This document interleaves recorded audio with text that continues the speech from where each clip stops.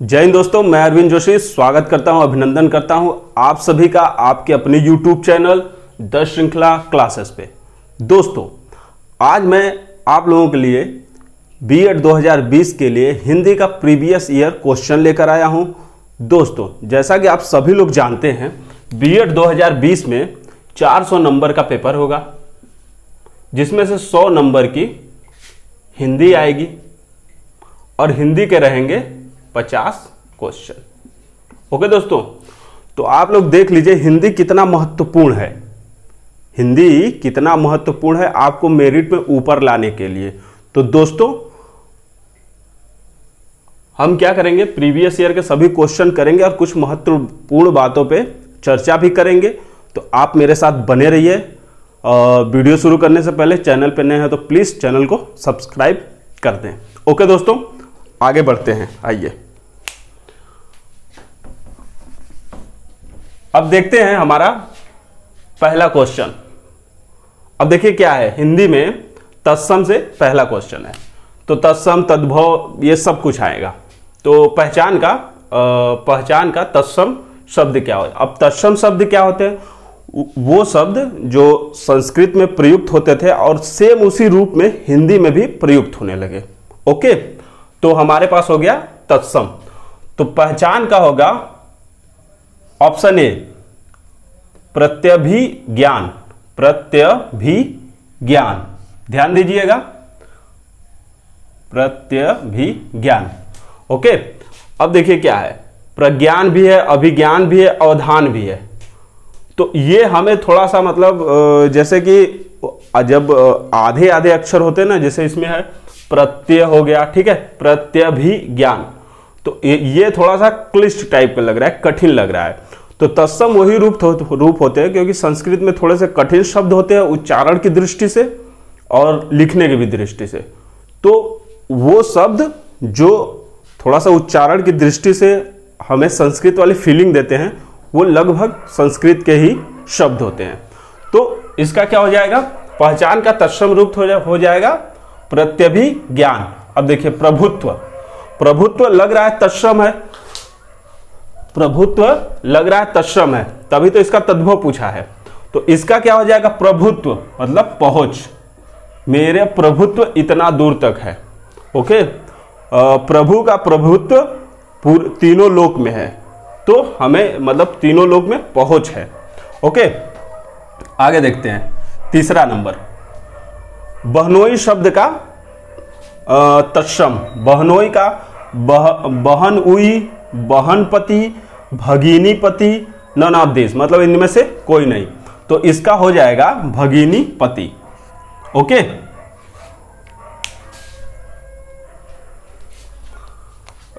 Marker सही से नहीं चल रहा था। अब देखिए वृश्चिक, वृश्चिक का शब्द का तद्भव बताना है। तद्भव बताना है तो वृश्चिक, वो आप लोग राशि देखते होंगे ना, तो राशि में वृश्चिक राशि होती है, वृश्चिक राशि होती है, उस राशि का मतलब होता है बिच्छू। ओके, निम्नलिखित में से कौन सही नहीं है। अब देखिए इसमें अव्यय और क्रिया विशेषण के बारे में दिया गया है।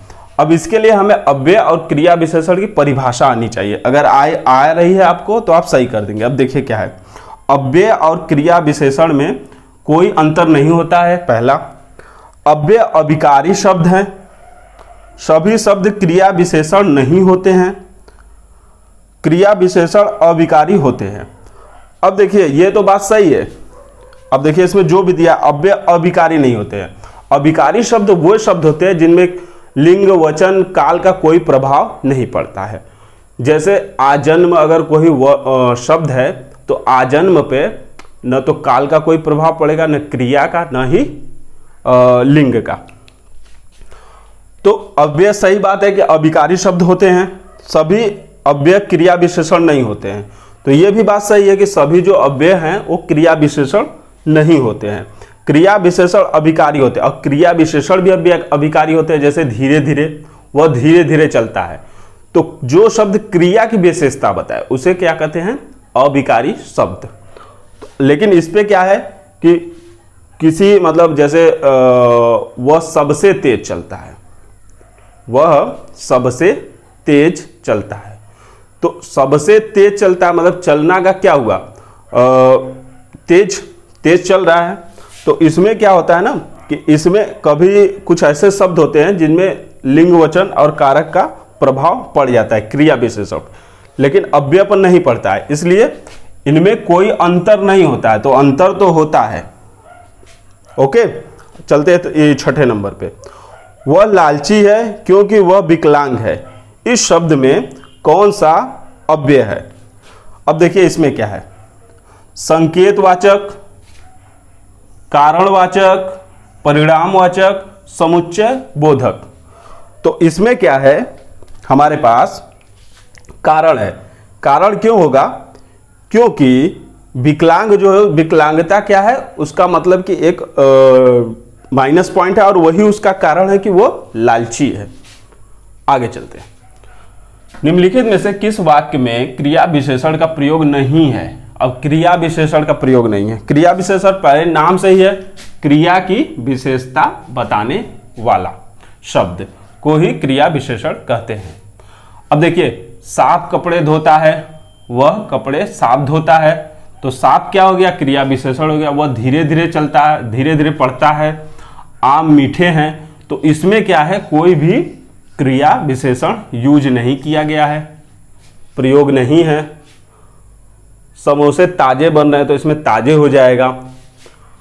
जिस शब्द 8वां नंबर देखते हैं, जिस शब्द से क्रिया के होने का समय निर्धारित हो उसे कहते हैं। अब देखिए, जो हमारा टेंस होता है, काल होता है, जब हम काल पढ़ते हैं तो हम बेसिकली पढ़ते क्या हैं, क्रिया का मतलब बदला हुआ रूप पढ़ते। क्रिया कब होती है, जैसे अगर क्रिया प्रेजेंट में हुई, पास्ट में हुई, फ्यूचर में हुई, तो बस हम क्या करते हैं, वही पढ़ते हैं। तो हमारा क्या समय निर्धारित करता है, तो सिंपल हो जाएगा, ये हो जाएगा काल। ओके, आगे चलते हैं। निम्नलिखित में से किस वाक्य में क्रिया विशेषण का अशुद्ध प्रयोग हुआ है? अब देखिए, अशुद्ध प्रयोग हुआ है, तो अगर इसमें देखें, वह मन से पढ़ता है, वह चुपचाप से चला गया। अब देखिए, मन से पढ़ता है, तो ये तो वाक्य सही है। चुपचाप से चला गया तो वाक्य होता है चुपचाप चला गया। अगर चुपचाप चला गया होता तो ये तब ये सही नहीं होता, लेकिन चुपचाप से चला गया, इस वजह से इसमें क्या है, अशुद्ध रूप से क्रिया विशेषण का प्रयोग हुआ है। ओके, आगे चलते हैं। किस वाक्य में क्रिया विशेषण का प्रयोग हुआ है? अब देखिए, राम जाता है, तो इसमें नहीं हुआ है क्योंकि क्रिया का कोई विशेषता नहीं है। सीता भोजन पकाती है, इसमें भी नहीं है। उसने रोते रोते कहा, अब देखिए, रोते रोते कहा, तो ये क्या है, एक क्रिया विशेषण है। वह जाएगा, इसमें कोई क्रिया विशेषण नहीं है। आगे चलते हैं।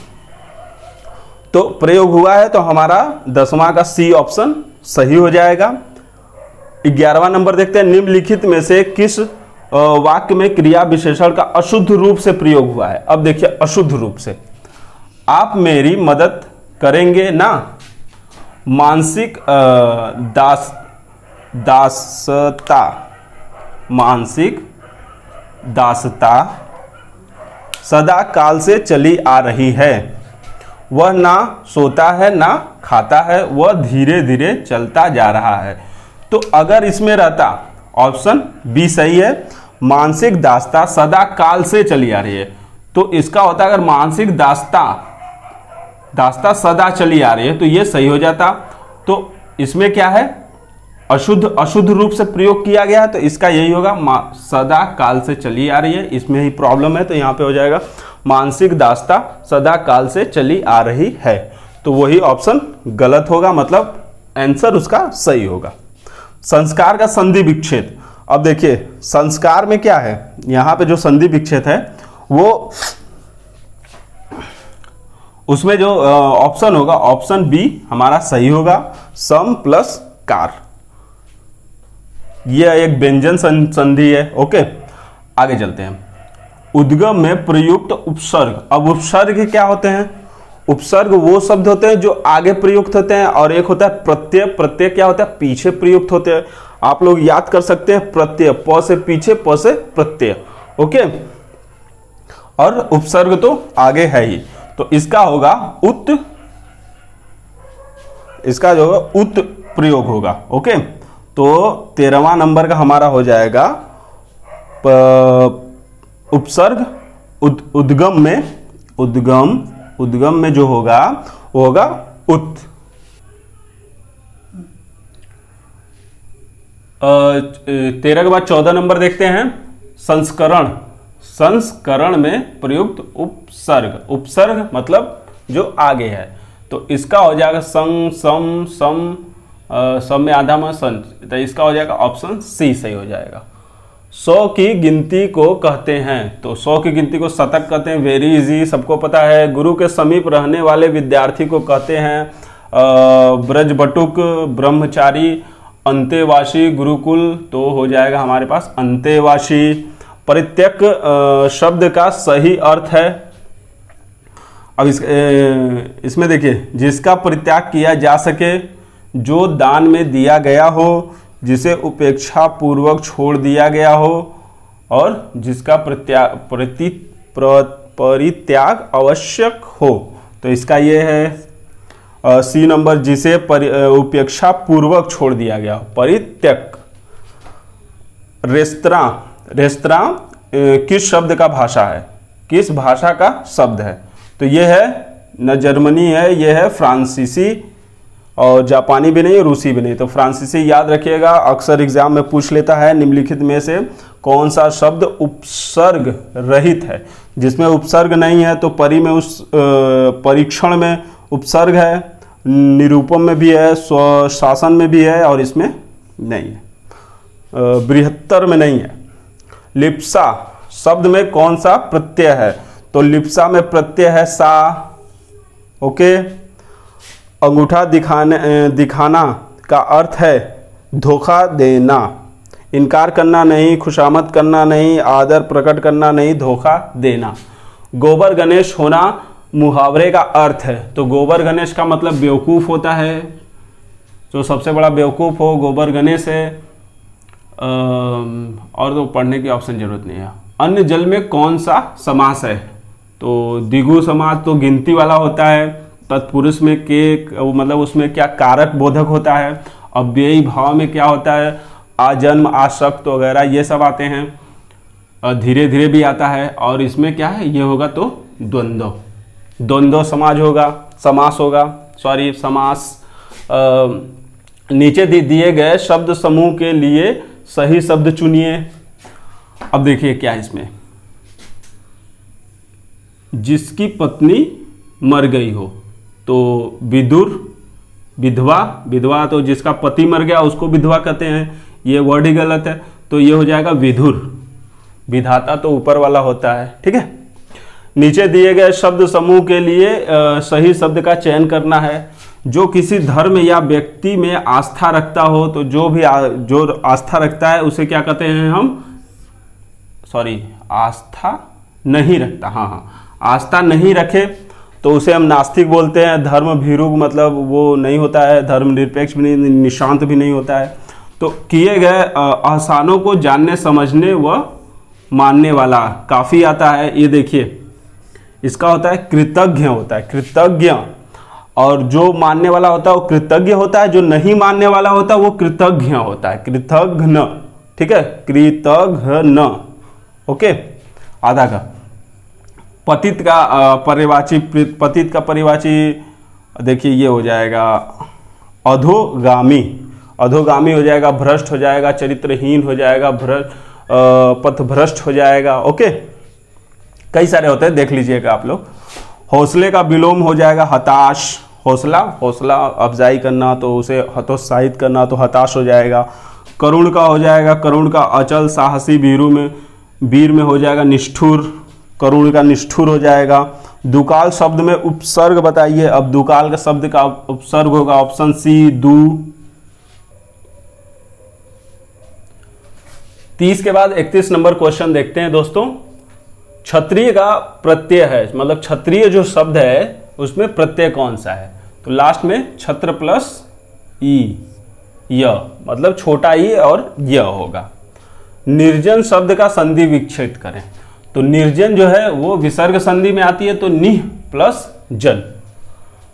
अंधे की लकड़ी का अर्थ है, यह मुहावरा है, अंधे की लकड़ी होना या अंधे की लकड़ी का अर्थ है एकमात्र सहारा होना।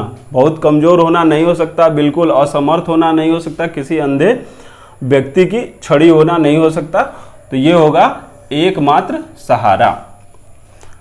चकमा देना, चकमा देना मुहावरे का अर्थ है ठगना। मुहावरे का अर्थ है ठगना, परेशान करना, परेशानी में डालना, तो ठगना। और नॉन ऑफ दिस तो मतलब इनमें से कोई नहीं, तो ठगना होगा। एक पंथ दो काज कहावत।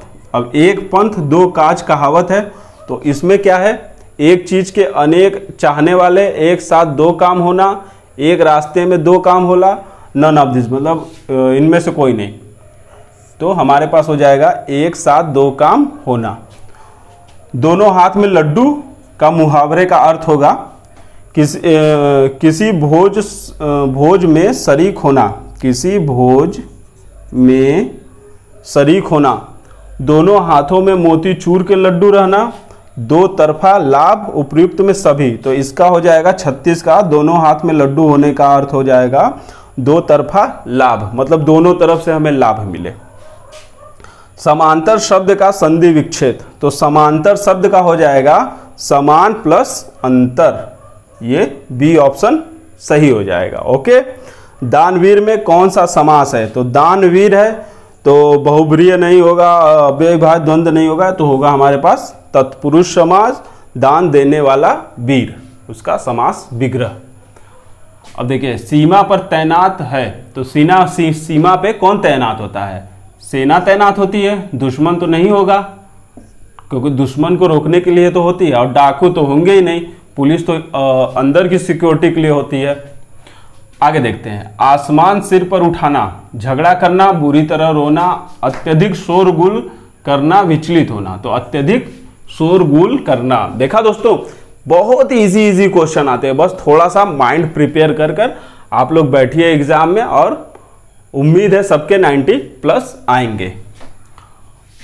विनम्र का पर्यवाची शब्द है, विनम्र मतलब बहादुर का पर्यवाची बहादुर नहीं होगा, भक्त नहीं होगा, विज्ञानी नहीं होगा, तो होगा सुशील।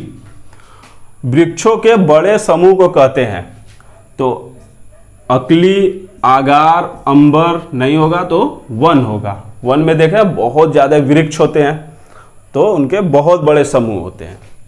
निम्नलिखित शब्द में विलोमार्थक शब्द लिखिए, या मतलब इसमें फाइंड करिए, तो कौन सा होगा, दयालु। दयालु का क्या होगा, कठोर, उदार, निर्दय और सदय, तो निर्दय होगा।